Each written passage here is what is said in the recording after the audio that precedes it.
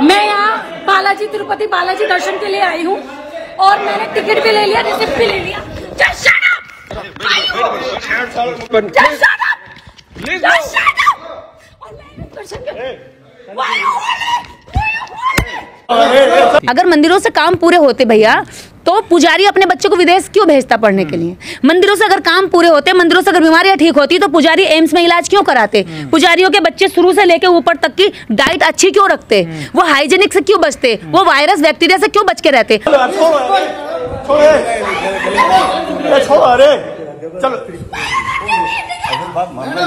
आराम से है ना, बोले है ना ये इवर बाप पंपिंचे వెళ్ళి అన్ని పంపించారా आओ देश के अंदर एक प्रयोग चल रहा है मूर्ख बनाने का। ये मूर्खों की एक बड़ी जमात खड़ी कर रहे हैं और उन मूर्खों को बनाने के लिए उनके मुखिया बना दिया इन्होंने प्रवचन करने वाले। वो कथावाचक जा करके मूर्ख बनाते हैं। दूसरी चीज, इसी समाज की बहन बेटियों को वो झांकते हैं, उनके अंगों को झांकते हैं, उनके चेहरे को ताकते हैं। और गाइस, मैं बालाजी दर्शन के लिए आई थी, इन लोगों ने मेरे को बताया नहीं कि कल टिकट मिलेगा और आज मेरे पास रिसिप्ट है, टिकट है, मैसेज है। ये लोग टिकट नहीं दे रहे हैं, ये लोग टिकट नहीं दे रहे हैं, ये लोग मुझसे चार्ज कर रहे हैं 10,000 रुपीज। दिन भर ये प्रैक्टिस करवाते कि कैसे हिस्सा हिला करके देवी आती है, कैसे भूत आता है, ओम फट भूत भाग गया, ओम फट। अरे भाई, दुश्मन भगा देना। चाइना तुम्हारे देश के ऊपर घुसा चला जा रहा, ओम फट वहां करो ना। दुश्मन जब तुम पर अटैक करता है तब ओम फट वहां करो ना। तुम्हारे ओम फट कहाँ मर जाता है? तब तुम्हारे ओम फट की सारी शक्ति खत्म हो जाती है। इन मानसिक रोगियों पर, इन मानसिक गुलामों पर, इन मानसिक कमजोरों पर तुम्हारे सारे मंत्र काम करते हैं। 10,000 रुपीज ये लोग चार्ज कर रहे हैं, तब जाके बालाजी दर्शन करने देंगे, ठीक है?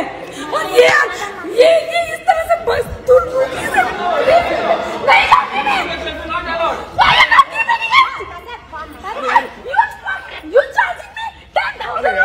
देखिए, दलितों को शोषित करने का हक है उनका। अगर हम शोषण करवाने के लिए जा रहे हैं तो ये कमी हमारी है। दलाल है वाले तो पैसे के लिए बैठे हैं। ठीक है? God will punish you seriously, and they are seriously. अरे छोड़ो यार। I just request Andhra government, please come and see this. कहीं ना कहीं जनरेशन टू जनरेशन ट्रांसफर होता जा रहा है कि भैया मंदिर से हमारा उद्धार होगा, हमारे दुख कटेंगे, हमें सम्मान मिलेगा, हमें सब कुछ मिल जाएगा जो हमने सोचा है। अगर सोशल और धार्मिक एजुकेशन अगर आपकी सही हो गई तो वो मंदिर नहीं जाएगा। मैं नहीं जाती कभी मंदिर। मैं मंदिर जाने की बजाय मैं 20 लोगों में जाकर के डॉक्टर अम्बेडकर और संविधान का प्रचार प्रसार करना पसंद करूंगी। मंदिर में जाकर के हमारे दुख कट जाएंगे, हमारी मन्नतें पूरी हो जाएंगी, हमारी इच्छाएं सारी पूरी हो जाएंगी। तो इसलिए वो मंदिर में जाते हैं, क्योंकि सदियों से वो दबे रहे हैं, पीछे रहे हैं, दमित रहे हैं, उनका शोषण हुआ है। तो उन्हें लगता है कि हमारा जो उद्धार है, हमारा जो मान सम्मान है, वो मंदिर में जाकर के मिलेगा। और उनका तो अपमान होता है ना। देखिए, वो अपमान जब तक होता रहेगा तब तक वो अपने रियल महापुरुषों, मतलब रियल फादर को नहीं पहचानेंगे। देखिए, जब हम अपने पिता को पिता नहीं कहते, पड़ोसी के पिता को पिता कहते हैं, तो उसकी मर्जी जब चाहेंगे जब वो मारेगा उसको, और उसको कोई बचाने वाला भी नहीं होगा, क्योंकि वो अपने पिता से कहीं ना कहीं बच करके, छुप करके दूसरों के पास जा रहा है। मंदिर में जब आज तक सम्मान नहीं मिला, अगर मंदिर में सम्मान मिला होता तो बाबा साहब डॉक्टर अम्बेडकर संसद की तरफ क्यों इशारा करते?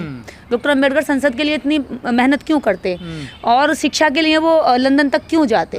तो सारा जो दिमाग में भरा हुआ है वो कहीं ना कहीं जनरेशन टू जनरेशन ट्रांसफर होता जा रहा है कि भैया मंदिर से हमारा उद्धार होगा, हमारे दुख कटेंगे, हमें सम्मान मिलेगा, हमें सब कुछ मिल जाएगा जो हमने सोचा है।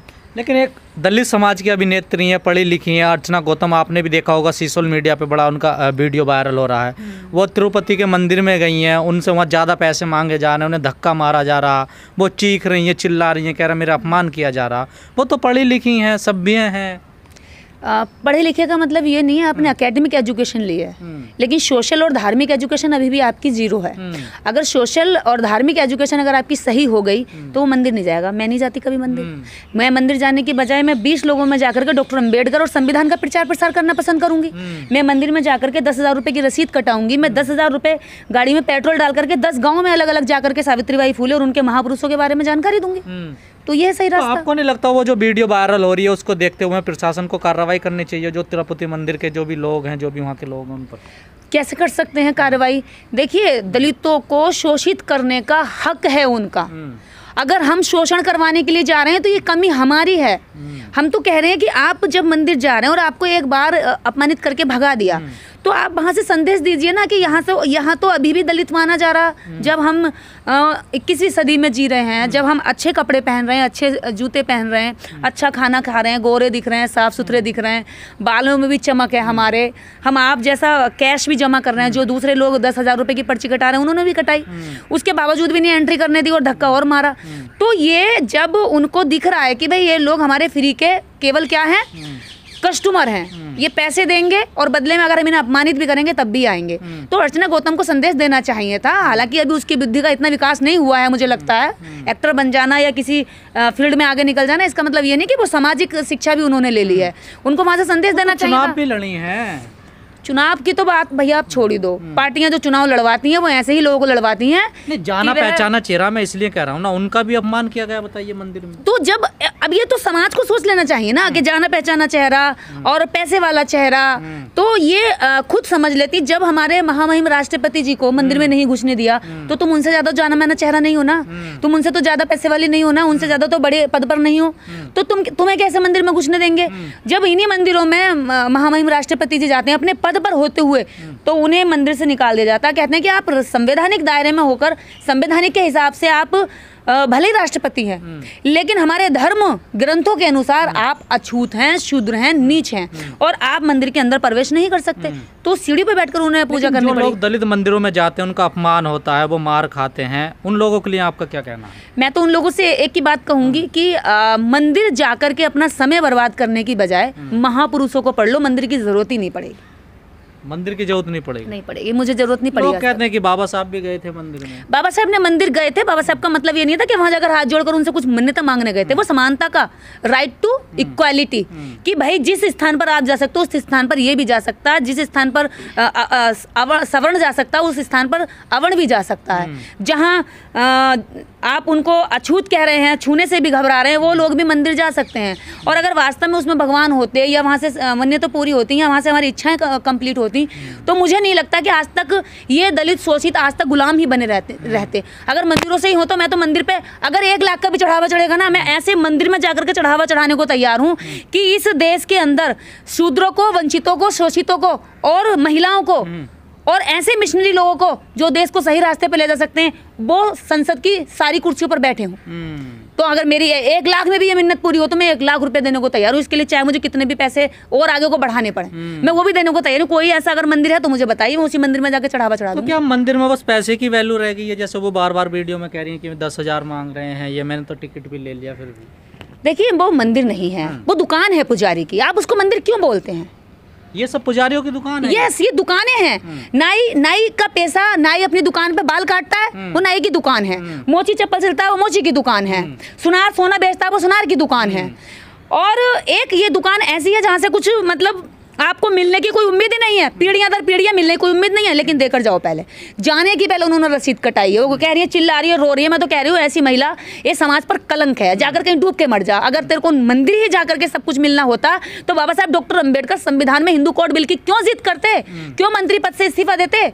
अगर उन्हें भी पता होता कि मंदिर से ही सब कुछ मिल जाएगा तो महिलाओं के हिंदू कोड बिल के लिए बाबा साहब इतने आहत नहीं होते। और ये नहीं कहते कि भारत के अंदर संविधान से भी महत्वपूर्ण मैं हिंदू कोड बिल को लागू होना मानता हूँ। तो डॉक्टर अंबेडकर ने जो लड़ाई लड़ी, जो डॉक्टर अंबेडकर ने तुम्हें लड़ाई देकर अधिकार दिए, उन अधिकारों से तुम मंदिर में भाग रही हो, जिन मंदिरों का विरोध करने के लिए वो पूरा जीवन भर लगे रहे। तो ये इन लोगों की गुलामी है, मानसिक गुलामी। मंदिरों से काम पूरे नहीं होते हैं, अगर कामनाएं पूरी नहीं होती। अगर मंदिरों से काम पूरे होते भैया तो पुजारी अपने बच्चे को विदेश क्यों भेजता पढ़ने के लिए? मंदिरों से अगर काम पूरे होते, मंदिरों से अगर बीमारियां ठीक होती तो पुजारी एम्स में इलाज क्यों कराते? पुजारियों के बच्चे शुरू से लेकर ऊपर तक की डाइट अच्छी क्यों रखते? वो हाइजीनिक से क्यों बचते? वो वायरस बैक्टीरिया से क्यों बच के रहते? यहाँ के सारे डॉक्टर रिसर्च क्यों करते? क्यों सारे साइंटिस्ट लगे रहते? देश में तमाम बड़े स्तर पर मंदिर बनाए जा रहे हैं, कथावाचक भी देश में बहुत ज्यादा तादाद में बढ़ रहे हैं अब लगातार। इस देश के अंदर एक प्रयोग चल रहा है मूर्ख बनाने का। ये मूर्खों की एक बड़ी जमात खड़ी कर रहे हैं और उन मूर्खों को बनाने के लिए उनके मुखिया बना दिए इन्होंने प्रवचन करने वाले। वो कथावाचक जा करके मूर्ख बनाते हैं। दूसरी चीज, इसी समाज की बहन बेटियों को वो झांकते हैं, उनके अंगों को झांकते हैं, उनके चेहरे को ताकते हैं। और ये वो घटिया काम करने के लिए छोड़ दिए गए हैं। ये वो लोग हैं जो देश को मतलब दीमक जानते हैं आप? दीमक दीमक अंदर अंदर खाली खोखला करती है, देश को बर्बाद कर रहा है। कई कथावाचक कह रहे हैं कि सुधार हो रहा समाज में हमारी वजह से।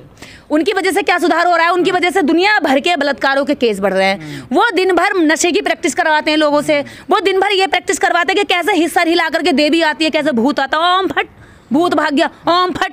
अरे भाई दुश्मन भगा देना, चाइना तुम्हारे देश के ऊपर घुसा चला जा रहा है, ओम फट वहां करो ना। दुश्मन जब तुम पर अटैक करता है तब ओम फट वहां करो ना। तुम्हारा ओम फट कहाँ मर जाता है? तब तुम्हारे ओम फट की सारी शक्ति खत्म हो जाती है। इन मानसिक रोगियों पर, इन मानसिक गुलामों पर, इन मानसिक कमजोरों पर तुम्हारे सारे मंत्र काम करते हैं। अगर तुम्हारे मंत्र में ताकत है तो निर्देश पे काम करके दिखाए। अगर तुम्हारे मंत्र में ताकत हो तो निर्देश जैसे और 1000 लोग हैं इस देश में, उन पे काम करके दिखाए। जो तमाम मंदिर है इनमें दान बंद हो जाना चाहिए। बिल्कुल दान बंद हो जाना चाहिए। हमारी श्रद्धा, भगवान को कोई जरूरत है दान की? बिल्कुल पैसे की जरूरत नहीं। भगवान ने कभी नहीं कहा पैसा दो। भगवान अगर आपकी आस्था है तो फूल चढ़ा दो, हाथ जोड़ लो, 1 घंटा बैठ के जप कर लो, लेकिन भैया पैसा रोक के रखो। और वैसे भी ये पैसा एक गरीब, भिखारी, कमजोर, कोड़ी, जो भी बीमार हैं, और जो अभी आप देखेंगे कि नाली साफ करने वाले को आप पैसा दोगे तो तुरंत नाली के हाथों से रखेगा, जेब में डाल देगा, और वही पैसा फिर आपके हाथ, मेरे हाथ, और वही पैसा फिर मंदिर में जाता है। ये पैसे से ज्यादा गंदा, और पैसे का कोई धर्म जाति नहीं है, कोई धर्म जाति नहीं है। और वही पैसा जब मंदिर में जाता है तो पुजारी उसको पवित्र समझ कर रख लेता है। तो पैसा सारी जातियों के हाथ में से होके आता है, सारी जातियां उसको छूती हैं, जातियां गिनती हैं तो थूक भी लगाती हैं। तो ये तो बहुत ही गंदा हो गया पैसा, ये तो पुजारियों को छूना ही नहीं चाहिए। ये पैसा बैन कर दो भैया, भगवान नाराज हो जाएंगे, पुजारियों का धर्म भ्रष्ट हो जाएगा।